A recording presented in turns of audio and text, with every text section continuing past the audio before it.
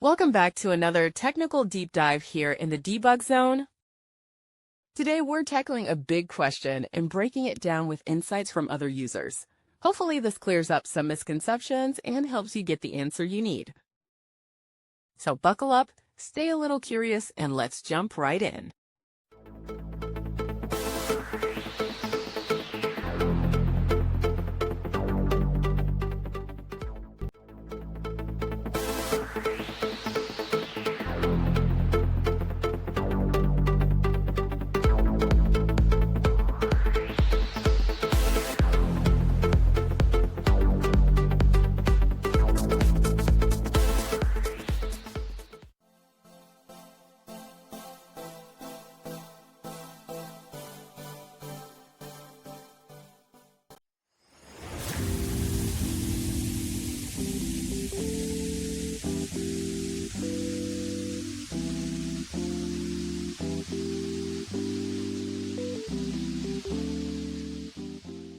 And that's a wrap.